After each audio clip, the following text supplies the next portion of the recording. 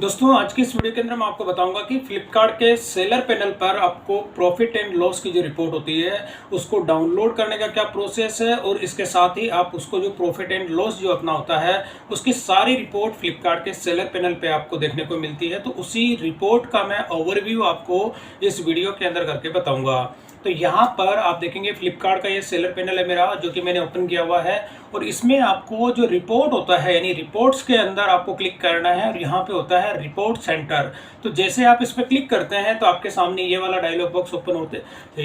मतलब कि web page appear होता है और इसके अंदर आपको जो होता है कि पेमेंट की जो रिपोर्ट है आपको क्या करना है, यहाँ पे जो अलग अलग इसमें ऑप्शंस होते हैं इसमें से आपको पेमेंट रिपोर्ट्स हैं इस पर आपको क्लिक करना है। तो जैसे आप पेमेंट रिपोर्ट्स पे क्लिक करते हैं तो जो भी जितनी भी पेमेंट की रिपोर्ट होती है आपने डाउनलोड की है उसका पूरा ये कंप्लीट लिस्ट दिखाता है। अब इसमें आपको एक नई रिक्वेस्ट मतलब आपको पेमेंट का प्रॉफिट एंड लॉस अगर आपको देखना होता है तो यहाँ पे होता है रिक्वेस्ट न्यू रिपोर्ट। तो जैसे आप रिक्वेस्ट न्यू रिपोर्ट पे क्लिक करेंगे तो यहाँ पर आपको सेलेक्ट करना है payment reports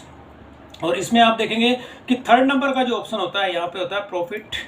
and loss report. तो आपको इसको सेलेक्ट करना है और सेलेक्ट करने के साथ ही यहाँ पे करना है रिक्वेस्ट रिपोर्ट। तो जैसे आप रिक्वेस्ट रिपोर्ट पे क्लिक करते हैं तो यहाँ पर आपको वो मंथ सेलेक्ट करना है क्योंकि कौन से मंथ का जो है आप प्रॉफिट एंड लॉस यहाँ पे कैलकुलेट करना चाहते हैं। तो यहाँ पे बाय डिफॉल्ट आप देखेंगे सेलेक्टेड है अप्रैल का, 1 अप्रैल से लेकर 30 अप्रैल तक, जबकि मई का मंथ चल रहा है। तो मैं अप्रैल मंथ का जो है प्रॉफिट एंड लॉस अगर मैं यहाँ पे उसकी रिपोर्ट को डाउनलोड करना चाहता हूं तो यहाँ पे आपको ये क्लिक करना है और इसके साथ ही आप शेड्यूल यहाँ पे फिक्स कर सकते हैं कि हर जो भी रिपोर्ट आपकी डाउनलोड करनी होती है तो जिस डेट एंड टाइम को आपकी रिक्वायरमेंट होती है उसके हिसाब से आप यहाँ पे शेड्यूल भी फिक्स कर सकते हैं। तो यहाँ पर भी जैसे 1 टाइम की मेरी रिक्वेस्ट है और यहाँ पे मैं करता हूँ सबमिट। तो अप्रैल मंथ की जो होती है कि मैंने यहाँ पे रिक्वेस्ट सबमिट कर दी है, सबमिट करने के साथ ही अब आपको क्या करना होता है कि वापस आपको जाना है पेमेंट रिपोर्ट्स के अंदर। तो यहाँ पर आप पेमेंट रिपोर्ट्स पे आएंगे और यहाँ पर आपको जो होती है कि जैसे सारी रिपोर्ट्स आपको दिखती है, मैं अभी दोबारा रिफ्रेश करता हूँ यहाँ पे, तो पेमेंट रिपोर्ट्स के अंदर वो कंप्लीट रिपोर्ट आपको देखने को मिलती है। जैसे मैं यहाँ पे आपको दिखा देता हूँ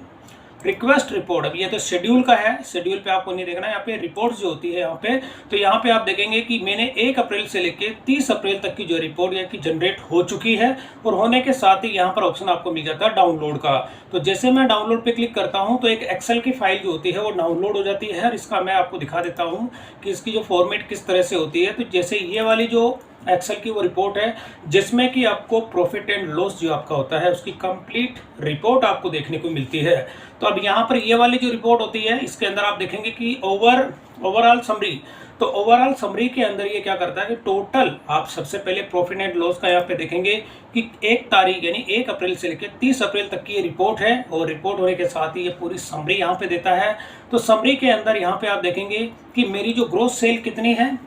87,000 की, यानी 87,000 की मेरी ग्रोस सेल है और कितने यूनिट मैंने इसमें सेल किए 145, यानी कि 145 मेरे प्रोडक्ट इसमें गए थे और जाने के साथ ही रिटर्न कितनी आ गई -64। तो 64 इसमें से लेस हो जाएंगे और यहाँ पर रेड कलर में आपको देखने को मिलता है कि -38,000 यानी 38,485 अप्रॉक्स आप देखेंगे 87,000 की सेल होती है, 38,000 की यहाँ पे रिटर्न आ जाती है या कैंसिल हो जाता है। तो एग्रीगेट मेरी सेल आ जाती है 48,000 की। तो यानी कि आप मोटा मोटी मान के चलिए कि 50% की सेल इसमें आपको देखने को मिलती है। तो यहाँ पर आप देखेंगे टोटल मेरी जो नेट जो सेल हुई है 81, यानी 81 प्रोडक्ट मेरे इसमें सेल हुए हैं। तो इसी के अंदर जो टोटल अब यहाँ पे प्रॉफिट एंड लॉस की जो कैलकुलेशन अगर आप देखेंगे तो मेरी जो नेट सेल यहाँ पे कितनी हो गई 48,000 की। अब इसमें से टोटल एक्सपेंसेस यानी खर्चा कितना हुआ 26,651 रुपये का मेरा खर्चा हुआ इसके अंदर। और ये प्रॉफिट एंड लॉस की ओवरऑल आप पूरी समरी यहाँ पे देख सकते हैं। यहाँ पे आप देखेंगे प्लस का सिंबल दिया गया है। अगर इसका ब्रेकअप आप देखना चाहते हैं कि जैसे आपका ये 26,000 की जो आपका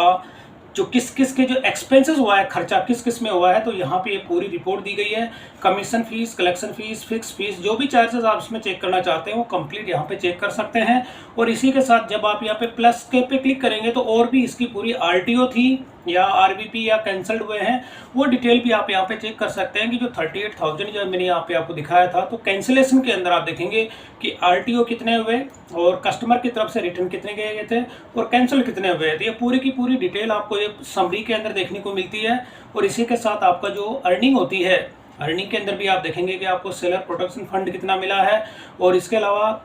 और भी जो डिटेल्स होती है, आपका टैक्स की जो डिटेल होती है, टीसीएस कितना डिडक्ट हुआ है आपका, सारा सब कुछ होने के बाद यहाँ पर आ जाता है कि बैंक के अंदर जो आपका सेटलमेंट कितना हुआ। तो यहाँ पे बैंक में सेटलमेंट मेरा हुआ 23,296 रुपये, यानी कि अप्रॉक्स 23,000 मेरे इसके अंदर सेटलमेंट हुआ है। तो ये चीज़ तो हो गया ओवरऑल समरी। अगर आप देखना चाहते हैं तो ये समरी इसमें आपको ये देखने को मिल जाती है। और इसी के अंदर अब यहाँ पर आपको वो ऑर्डर वाइज, यानी कि जो डिटेल यहाँ पे देखिए आपने ओवरऑल के अंदर, मैंने आपको जो प्रॉफिट एंड लॉस की पूरी समरी दिखा दी थी कि मेरा टोटल सेल कितनी हुई, सेल के साथ कैंसिलेशन कितना हुआ, आरटीओ कितना था, कस्टमर रिटर्न कितना था। तो अब इसी के अंदर यहाँ पर आप देखेंगे एसकेयूज की पूरी डिटेल आ जाती है, जहाँ भी आपके प्रोडक्ट के जो एसकेयू आप इसमें दिखते हैं वो, और इसमें यहाँ पे ग्रोस यूनिट यानी कितनी हुई, रिटर्न कितनी आ गई, और नेट।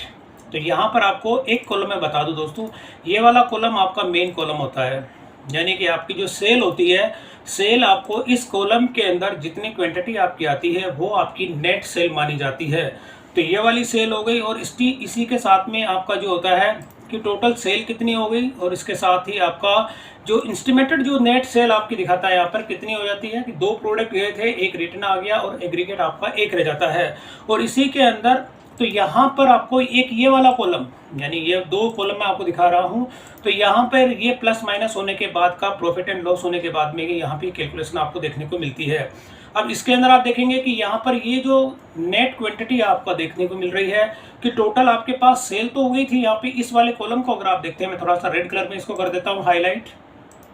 इसमें आपको समझने के लिए क्या करना होता है कि यहाँ पर आपकी, यानी आपको ऑर्डर तो रिसीव हुए थे इसके 2, और 2 में से यहाँ पे रिटर्न हो गया 1, तो यहाँ पे नेट कितना हो गया आपका 1 हो गया। तो यहाँ पर आपको क्या होता है, एग्रीगेट के अंदर क्या करेंगे कि यहाँ पे आप देखेंगे आपकी सेल हो गई, सेल के साथ में और रिटर्न आने के बाद में जो होता है कि यहाँ पे रिटर्न आ जाती है, तो माइनस के अंदर 820, तो आपको ये वाली चीज़ इसमें देखनी होती है। और इसी के साथ में और जो बाकी की जो इसमें देखेंगे रिटर्न होके टोटल इसमें चार्जेस आप देखेंगे, तो ये सारी चीज़ें आपको इसमें देखने को मिलती है।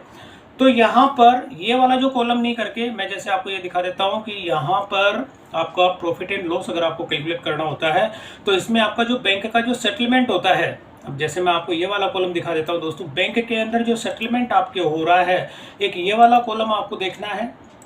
कि आपका बैंक के अंदर कितना सेटलमेंट हो रहा है। तो यहाँ पर आपको ये चीज़ देखनी होती है कि आफ्टर डिडक्शन, तो डिडक्शन के अलावा मैं यहाँ पे आपको एक चीज़ कहता हूँ, एक कॉलम आपको यहाँ इंसर्ट करना है, और इंसर्ट करने के साथ ही आपकी जो प्रोडक्ट की जो परचेजिंग प्राइस होती है वो परचेजिंग प्राइस आपको यहाँ पे देनी होती है, और परचेजिंग प्राइस एंटर करने के साथ ही आप अपना प्रॉफिट एंड लॉस जो है वो कैलकुलेट कर सकते हैं। यहाँ पर बैंक के अंदर जो सेटलमेंट हो रहा है, अगर मैं इसकी टोटल करूँ तो जो समरी के अंदर आपने देखा था 23,000 का जो अमाउंट है वो देखने को आपको मिलता है। और बैंक के अंदर सेटलमेंट जो समरी मैंने आपको दिखाई थी ओवरऑल, तो इसके अंदर लास्ट में अगर आप देखेंगे बैंक के अंदर सेटलमेंट कितना हुआ 23,000 का। तो मतलब ये वाली जो समरी आप देखेंगे इसके अंदर, तो ये बैंक में जो सेटलमेंट हो रहा है इसके अंदर आपको जो आपका प्रोडक्ट होता है उसकी प्राइस को आपको यहाँ पे एंटर करना है, और एंटर करने के बाद में आपको जो आपकी ये बैंक में सेटलमेंट हुआ है उसमें से आपकी अपनी परचेजिंग प्राइस होती है उसको लेस करने के बाद में जो अमाउंट आपके पास आता है, जैसे फॉर एग्जांपल यहाँ पे मैं अगर आपको एक एग्जांपल दे देता हूँ कि जैसे ये वाला प्रोडक्ट है, अगर इस प्रोडक्ट की मैं बात करूं तो यहाँ पे ब्रास की ये जो है एक तरह की बकेट है, अगर इसमें से मैं एसकेयूज को अगर सर्च करता हूँ, जैसे एसकेयू के हिसाब से मैं देख लेता हूँ कि ये कौन सा प्रोडक्ट है, तो मैं फ्लिपकार्ट के सेलर पैनल पे आता हूँ और यहाँ पे अपनी लिस्टिंग को आपको दिखा देता हूँ। जो एसकेयू मैंने दिया था उसके अंदर उसकी प्राइस को अगर मैं दिखा देता हूँ, ये वाला एसकेयू है और इसमें ये एक तरह की कढ़ाई है ब्रास की, जो इसी का मेरे को ऑर्डर रिसीव हुआ था, तो 1050 की मैं इसको सेल कर रहा हूँ। अब इसका जैसे मेरी जो परचेजिंग प्राइस होती है कितनी है इसकी, 500 रुपये मेरी परचेजिंग प्राइस है। तो अब इसके अंदर मैं रिपोर्ट में आता हूं और यहाँ पर आप देखेंगे कि मेरी कितनी सेल हुई थी, वो सेल भी दिखा जाता है। तो 2 सेल हुई थी, इसमें से एक रिटर्न आ गई, एक रिटर्न आ गया, और रिटर्न आने के केस में मेरी सेल कितनी हो गई यहाँ पे 1050 की। तो 1050 और बैंक में सेटलमेंट कितना हुआ, तो यहाँ पर बैंक में सेटलमेंट हुआ 303 रुपये, क्योंकि मेरी यहाँ पर क्या होता है कि रिटर्न चार्जेस भी इसमें लग गए। अब रिटर्न चार्जेस कितना हुआ यहाँ पे, माइनस के अंदर 820 है, और बैंक में सेटलमेंट मेरा 303 रुपये हुआ। यहाँ पे मेरी जो परचेजिंग थी 500 रुपये, अब 500 रुपये एक तो रिटर्न आ गई थी। तो यहाँ पर अगर मैं इसको एक कॉलम जो मैंने लिया और एक कॉलम और यहाँ पे इंसर्ट कर देता हूँ मतलब प्रॉफिट एंड लॉस के लिए, तो जैसे मैं इसमें से, यानी ये 500 रुपये तो मेरी परचेजिंग प्राइस थी और बैंक में जो सेटलमेंट हुआ था इसमें से ये लेस करना है, तो माइनस करेंगे और यहाँ पर आपको ये वाला, तो यहाँ पर आप देखेंगे मेरा जो लॉस हुआ है, यानी माइनस के अंदर मेरा अमाउंट आ गया, तो माइनस के अंदर 196 रुपये का मेरा इसके अंदर लॉस हुआ है। अब दूसरी जो मैं ले लेता हूँ, एक दूसरा और प्रोडक्ट आपको दिखा देता हूँ जिसका SKU ये वाला है। SKU मैं आपको दिखा देता हूँ, मतलब एक एग्जांपल आपको दिखा रहा हूँ ताकि जिससे कि आपको आइडिया लग जाए कि आपको प्रॉफिट हो रहा है या लॉस हो रहा है। अब यहाँ पर मैं इसको जो है एंटर मैंने किया, और इसके अंदर ये वाली जो ब्रास की आप देखेंगे मिनी बॉल है, ये भी इसकी मैं अगर परचेजिंग प्राइस की बात करूं तो ये 650 का मैं इसको सेल कर रहा हूं, और 220 की मेरी प्राइस है, मतलब परचेजिंग प्राइस है, तो 650 का सेल कर रहा हूं। तो बैंक में सेटलमेंट कितना हुआ ये चीज़ मैं आपको दिखा देता हूं। तो अब इसके अंदर क्या होता है, मैं आपको यहाँ पे 3 मैंने सेल की, 3 में से जो है 1 रिटर्न आ गई और 2 यानी कि कस्टमर को सक्सेसफुली डिलीवर्ड हो गई। अब 2 अगर डिलीवर्ड हो जाती है तो मेरा यहाँ पे अमाउंट बैंक में सेटलमेंट कितना हो गया, 591, यानी कि अब मेरी परचेजिंग प्राइस 2 है, 220 है तो 440, तो 440 तो मेरी परचेजिंग प्राइस हो गई। अब 440 जो होता है, अब ये वाला अमाउंट है, बैंक में मेरा सेटलमेंट हुआ 591, तो इसको मैं लेस करूंगा इसमें से 400, तो यहाँ मैंने एंटर किया, तो यहाँ पर मेरा प्रॉफिट निकल के आ गया है 151 रुपये। तो इस तरह से आप अपने जो प्रोडक्ट होते हैं उसका प्रॉफिट एंड लॉस जो है आप कैलकुलेट कर सकते हैं। अब जैसे मैं लिखिए एक आपको SKU और दिखा देता हूँ, यहाँ पे कैन ओपनर है। अब जैसे इसी का मैं आपको दिखा देता हूँ, SKUs जो होता है इसको मैं सर्च करता हूँ दोबारा। अब इसमें कितना प्रॉफिट हो रहा है वो भी आपको दिखा देता हूँ, जैसे मैंने एंटर किया, और यहाँ पर ये वाला वो प्रोडक्ट है। अब अगर मैं आपको दिखा दूँ तो ये ब्लैक कलर का कैन ओपनर है, जिसको मैं 287 रुपीज़ में सेल कर रहा हूँ, और मेरी परचेजिंग प्राइस इसकी कितनी होती है, 70 रुपये मेरी परचेजिंग प्राइस है। अब इसको मैंने कितने प्रोडक्ट सेल कर दिए वो चीज़ भी आपको दिखा देता हूँ। जैसे कैन ओपनर था, 3 मेरे प्रोडक्ट इसमें सेल हुए थे, 3 में से 1 रिटर्न आ गया, 2 कस्टमर को सक्सेसफुली डिलीवर्ड हो गए। तो यहाँ पर मैं इसमें बैंक में मेरा सेटलमेंट कितना हुआ, बैंक में आप देखेंगे कि 327 यानी 327 रुपये मैंने बैंक में सेटल हुआ। मेरी परचेजिंग प्राइस कितनी होगी, 140 रुपये। तो 140 रुपये मेरी परचेजिंग प्राइस है, तो मैं क्या करूँगा 140 यानी बैंक में जो सेटलमेंट हुआ उसमें से ये वाली मैं माइनस करूँगा, और यहाँ पर